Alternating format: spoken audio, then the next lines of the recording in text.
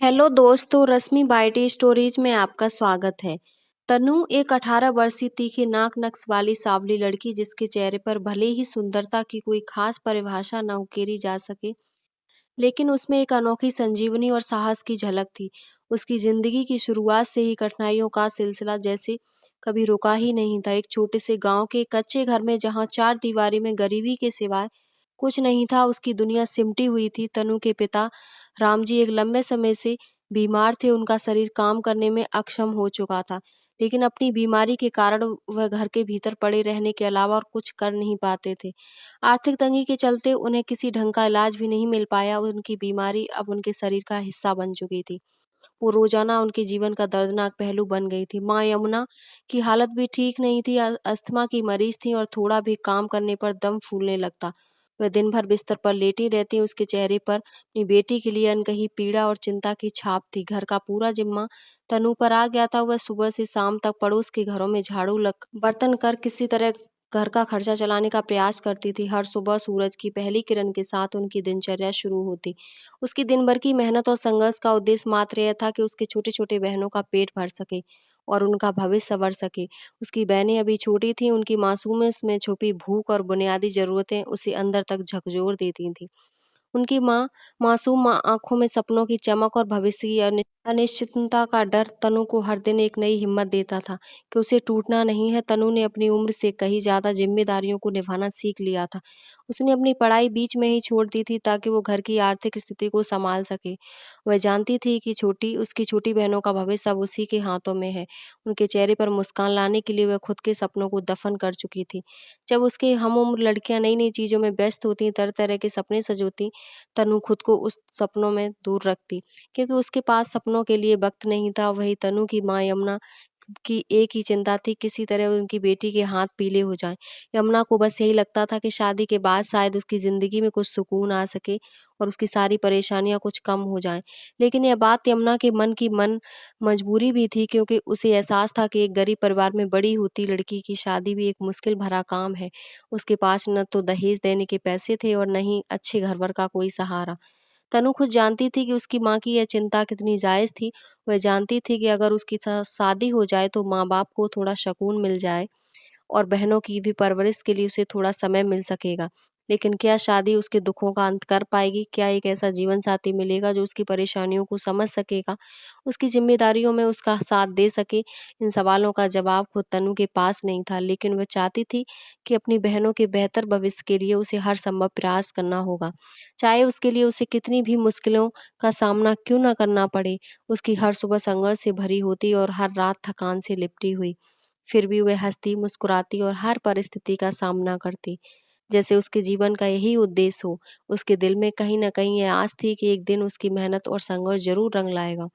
मेले में उम्मीद की तन झलक तनु के अंदर जीवन में कई दिनों से कोई खुशखबरी नहीं आई थी। रोज़ की कठिनाई भरी दिनचर्या में एक ही बात उसके मन को सुकून देती थी। गणगौर का मेला, उसकी बहनों के चेहरे की चमक मेले का नाम सुनते ही दुगनी हो जाती थी। आखिरकार वह दिन आ ही गया। तनु ने अपने पुराने लेकिन साफ-सुथरे कपड़े पहने, बहनों के बाल संवार कर उन्हें तैयार किया और सब साथ मिलकर मेला देखने निकल पड़े। गाँव के बाहर मैदान में लगे इस मेले का इंतजार पूरे गाँव ने किया था।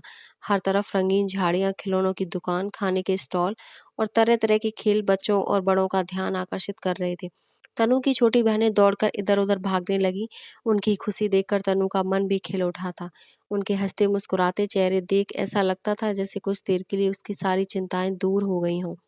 उसी मेले में तनु की मुलाकात गाँव के एक युवक नारायण से होती है। नारायण एक साधारण लेकिन हँसमुख और आत्मविश्वास से भरा हुआ नौजवान था।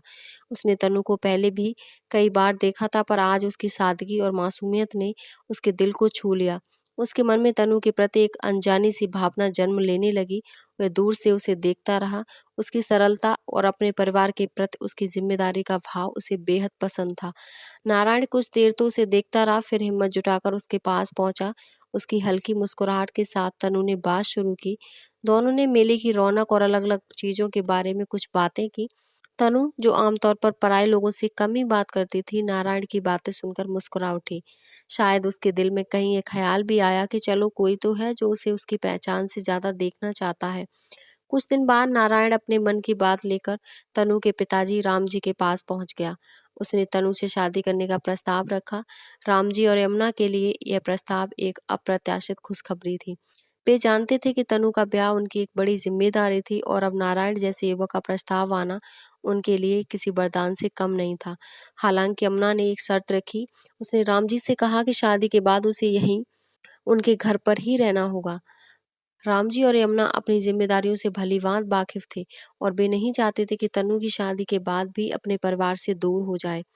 नारायण ने इस शर्त को खुशी-खुशी मान लिया। उसके मन में तनु के प्रति सच्चे भाव थे और वह जानता था कि तनु के परिवार का हिस्सा बनने का अर्थ केवल तनु के साथ विवाह करना नहीं, बल्कि उसकी सारी जिम्मेदारियों को अपनाना है। शादी का दिन आ पहुंचा। गांव में एक सादे लेकिन हृदय स्पर्शी समारोह के साथ तनु और नारायण का विवाह हुआ। तनु के जीवन में यह एक नई शुरुआत थी, एक नई उम्मीद की किरण।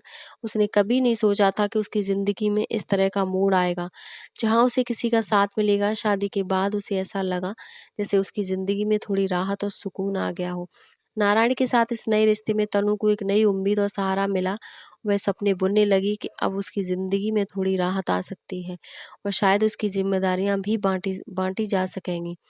वह इस नए जीवन की शुरुआत में खोई-खोई सी महसूस कर रही थी। उसे लगा जैसे उसके अंधकारमय जीवन में कुछ रोशनी आ गई हो। शादी के शुरुआती कुछ दिनों में तनु ने सोचा था कि अब उसकी ज़िंदगी बदल जाएगी, ज़िम्मेदारियों का बोझ थोड़ा हल्का हो जाएगा और किसी के साथ होने का सुकून मिलेगा। परंतु समय के साथ धीरे-धीरे यह सुकून उसकी पकड़ से फिसलने लगा। नारायण का असली चेहरा जल्द ही उसके सामने आ गया था। वह दिन भर घर में पड़ा रहता और आलस से घिरा रहता।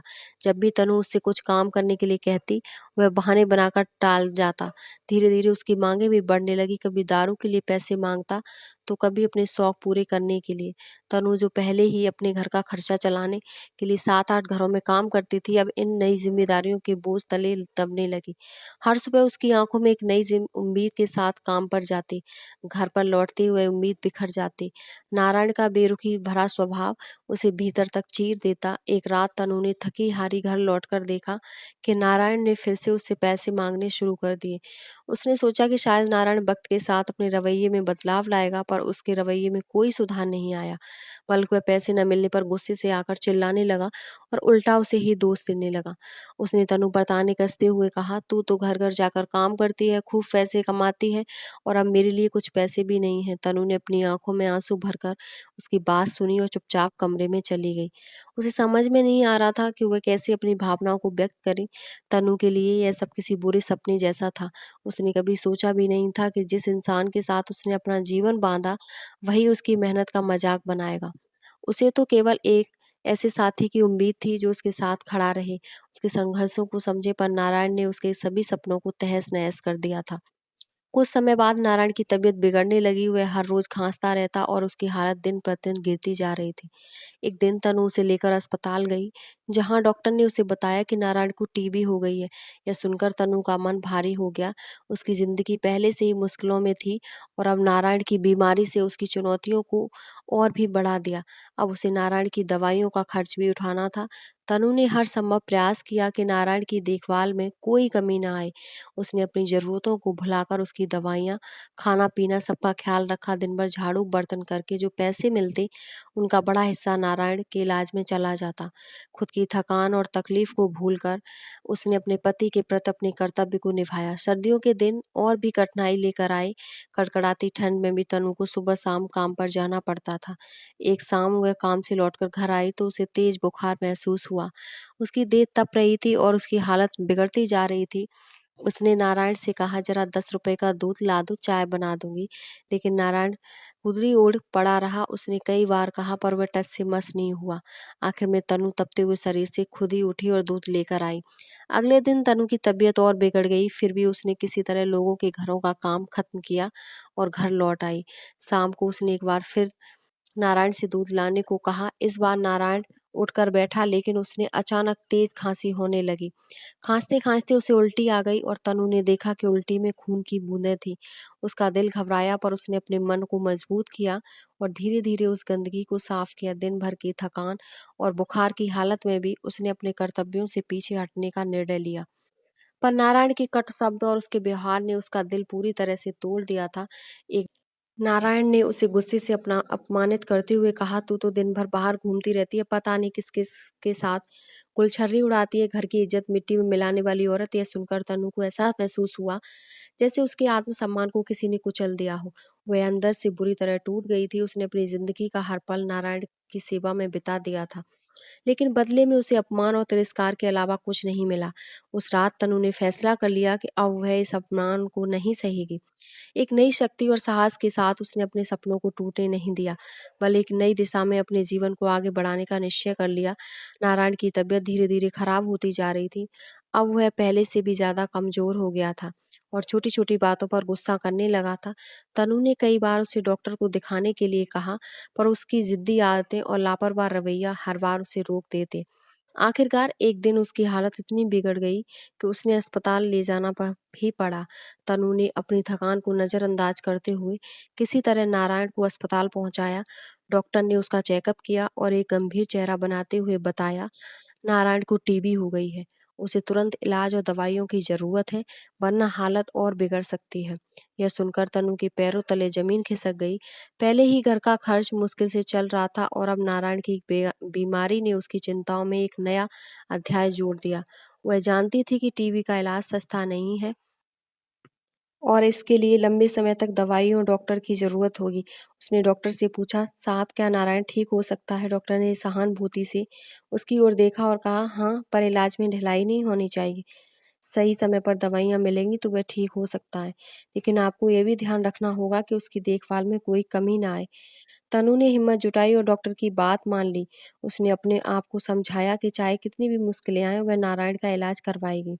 उसने हर एक छोटी से छोटी चीज़ का हिसाब लगाना शुरू किया, ताकि उसकी मेहनत से कमाए गए पैसों में दवाइयों के खर्चों को भी समेट सके। घर के रोज़मर्रा की ज़रूरतों में कटौती कर दी। खुद भूखी रहकर भी उसने इस बात का ध्यान रखा कि नारायण की दवाइयाँ समय पर मिलें। अब उसकी दिनचर्या और भी कठिन हो गई थी। सुबह-सुबह उठकर 7-8 घरों में झाड़ू-पोंछा, बर्तन और सफाई का काम करना, फिर अपने घर लौटकर नारायण की देखभाल करना। थकान उसके चेहरे पर साफ झलकती थी, परंतु वह अपनी परेशानी को अपने अंदर दबाए रखती। अपने दर्द को छुपाकर वह हर दिन एक नई ऊर्जा के साथ काम पर जाती, ताकि नारायण का इलाज बिना किसी रुकावट के चलता रहे। नारायण की बीमारी के साथ-साथ उसकी खुद की सेहत भी खराब होने लगी थी। ठंडी रातों में काम करके लौटना, फिर रात भर नारायण का ख्याल रखना, इन सब का असर उसकी सेहत पर पड़ने लगा था। कई बार उसे तेज बुखार हो जाता और शरीर जवाब देने लगता, पर उसने कभी अपने दर्द को अपने कर्तव्य के बीच आने नहीं दिया। उसकी छोटी बहनें भी यह सब देखती और उनकी आंखों में चिंता के भाव होते, लेकिन तनु ने उन्हें हमेशा भरोसा दिलाया कि सब ठीक हो जाएगा। नारायण, जो पहले ही बेरुखी से पेश आता था, अब अपनी बीमारी की वजह से और भी चिड़चिड़ा हो गया था। उसकी हरकतें पहले से भी ज्यादा बदतमीज और बेरुखी भरी हो गई थी। तनु ने सोचा था कि शायद बीमारी के बाद वह कुछ बदल जाएगा और उसकी मेहनत और त्याग की कद्र करेगा, पर ऐसा कुछ नहीं हुआ। नारायण ने उल्टा ताने मारते हुए कहा, तू तो काम पे जाती है, घर से बाहर होती है, कहाँ-कहाँ जाती है, किससे मिलती है, कौन जानता है। ये बातें सुनकर तनु के दिल पर गहरा घाव हो जाता है, पर वह चुपचाप सहन करती रही। उसने सोचा, नारायण अभी बीमार है, शायद बीमारी के बाद ठीक होकर उसका मन भी ठीक हो जाएगा। दिन गुजरते गए और तनु की मुश्किलें बढ़ती ही रहीं। नारायण की बीमारी और इलाज के खर्च ने उसकी आर्थिक स्थिति को पूरी तरह से जकड़ लिया था। वह अपने सपने और भावनाओं को दबाकर केवल अपने परिवार के लिए जी रही थी। हर सुबह उठकर अब तकलीफों को पीछे छोड़ते हुए एक नई उम्मीद के साथ काम पर निकलती, लेकिन अब तनु के अंदर एक नई उम्मीद के साथ काम पर निकलती, लेकिन अब तनु के अंदर एक नई शक्ति और जागरूकता जन्म ले रही थी। उसने अपने जीवन की सारी कठिनाइयों का सामना करते हुए ये फैसला किया कि वह हार नहीं मानेगी, चाहे परिस्थितियां कितनी भी ठीक क्यों न हो। उसने ठान लिया था कि वह अपने जीवन को एक नई दिशा देगी, अपने आत्मसम्मान को बनाए रखेगी और संघर्ष करती रहेगी। कड़ाके की सर्दी का मौसम आ चुका था। हर तरफ ठंडी हवाओं की सरसराहट और कोहरे की चादर बिछी रहती। ऐसे में तनु के लिए सुबह उठकर काम पर जाना किसी जंग से कम नहीं था। बावजूद इसके वह हर दिन सुबह उठकर ठंड से सिकुड़ते हुए अपने कामों के लिए निकल पड़ती। उसकी झोपड़ी के छोटे से चूल्हे पर बना एक कप चाय उसके दिन की एकमात्र गर्मी होती थी। कई बार तो वह बिना बिना खाए ही काम पर निकल जाती, क्योंकि नारायण के इलाज और घर के खर्चों ने उसे भूखा रहने पर मजबूर कर दिया था। एक शाम काम से लौटते समय उसने महसूस किया कि उसका शरीर बुखार से तप रहा है। ठंड के मौसम में यह बुखार उसके लिए एक नया बोझ था। उसकी कमजोरी काया को इस सर्दी और थकान ने जकड़ लिया था, पर घर की जिम्मेदारियां और नारायण की देखभाल के बीच उसने कभी खुद का ख्याल रखना सीखा ही नहीं था। तनु ने दरवाजे से भीतर आते ही देखा कि नारायण घर के अंदर आराम से बैठा था। वह हर दिन की तरह आलसी और बेफिक्र दिख रहा था। उस पर एक नजर डालकर तनु ने अपनी कमजोर आवाज में कहा, नारायण, 10 रुपए दे दो, मैं थोड़ा दूध ले आऊं, चाय बनानी है।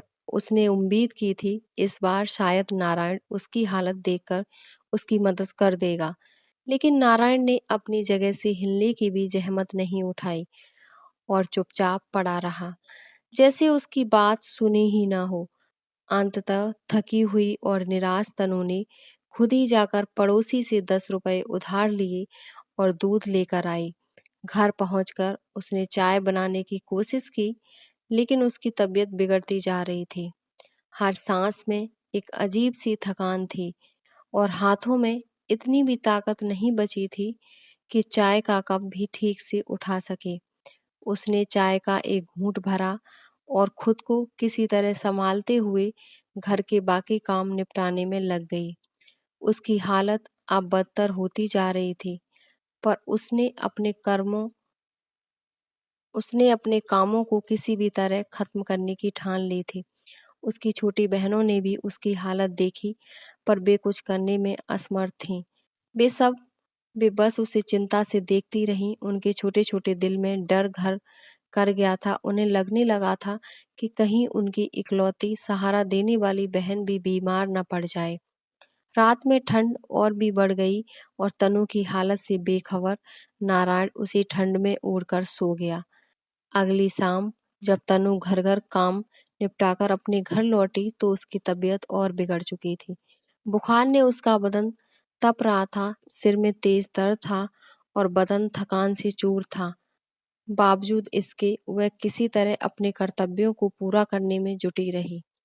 उसे अपनी जिम्मेदारियों से भागने की आदत नहीं थी। उसने सोचा कि अगर थोड़ी चाय पी ले तो शायद थोड़ी राहत मिलेगी। उसने नारायण से एक बार फिर दूध लाने का आग्रह किया, पर नारायण ने हमेशा की तरह कोई जवाब नहीं दिया। वह अपनी गुदड़ी में लिपटा बेफिक्र होकर लेटा रहा, जैसे उसकी कोई जिम्मेदारी ही न हो। तनु ने अपनी थकान और दर्द को दबाते हुए खुद ही चाय बनाने का मन बनाया। तभी नारायण को अचानक जोर की खांसी आने लगी और खांसते-खांसते उसने खून की उल्टी कर दी। इस दृश्य ने तनु को अंदर तक हिला दिया, पर उसकी हालत को नजरअंदाज करते हुए उसने धीरे से नारायण के पास जाकर उसका सहारा दिया। उसकी हालत को देख तनु का दिल पसीज गया, मानो सारी कड़वाहट उसी क्षण में घुल गई हो। तनु ने बिना किसी शिकायत के उल्टी साफ करनी शुरू की, पर उसका खुद का शरीर अब साथ छोड़ रहा था। उसकी सांसें तेज हो गई थीं और आंखों के आगे अंधेरा सा छाने लगा। उसने जैसे तैसे सफाई पूरी की और अपने कांपते हाथों से न्याय नारायण को सहारा देकर बिस्तर पर लिटाया।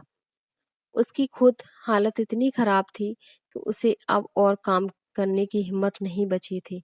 जैसे ही वह बैठने की कोशिश करती, उसका शरीर लड़खड़ा जाता।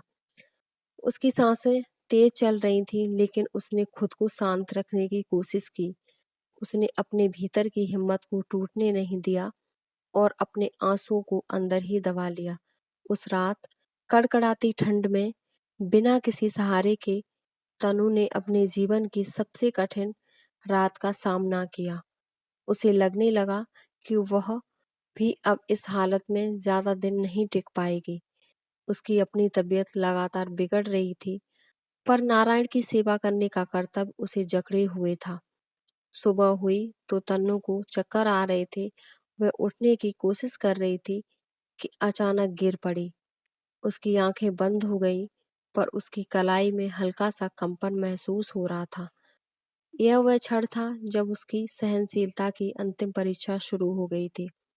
मोहल्ले के कुछ लोगों ने जब यह देखा कि तनु सुबह-सुबह काम पर नहीं आई, तो उनमें से एक महिला ने आकर दरवाजा खटखटाया। दरवाजा खुला तो तनु बेसुध पड़ी थी और नारायण अपने ही ख्यालों में गुम था। महिला ने तुरंत मोहल्ले वालों को बुलाया और तनु को अस्पताल ले जाने की सलाह दी। अस्पताल में डॉक्टर ने बताया कि तनु की हालत बहुत नाजुक है। उसकी मेहनत और बीमारियों ने उसके शरीर को पूरी तरह से कमजोर कर दिया है। डॉक्टर ने सलाह दी कि उसे आराम की सख्त जरूरत है, वरना उसकी जान को खतरा हो सकता है। लेकिन तनु के मन में एक ही सवाल था, अगर मैं आराम करूंगी तो इनका और घर का क्या होगा। सुबह होते ही वह फिर काम पर निकल पड़ी, क्योंकि उसके पास रुकने का विकल्प ही नहीं था। पड़ोसी और बाकी लोग उसकी हालत देखकर पूछते, तनु आज तबीयत खराब लग रही है, घर पर ही आराम कर लो। पर हर बार तनु वही जवाब देती, नहीं भाई, आराम करने से पेट कैसे भरेगा, काम तो करना ही है ना। दिन में जैसे तैसे उसने सारे घरों का काम निपटाया और वापस घर लौटते वक्त उसे ऐसा लगा मानो पैर जवाब दे रहे हो। घर पहुंची तो देखा नारायण अभी भी अपनी चादर में लिपटा पड़ा। उसकी उपेक्षा और बेरुखी ने तनु को अंदर तक चोट पहुंचाई, लेकिन वो कुछ भी कहने के बजाय चुपचाप खाना बनाने में लग गई। तभी अचानक नारायण को खांसी का जोरदार दौरा आया और खांसते खांसते उसने फिर उल्टी कर दी। तनु घबराते हुए उसकी ओर भागी, लेकिन उल्टी में खून देखकर उसके पैरों तले जमीन खिसक गई। यह दृश्य देख उसका दिल बैठ गया।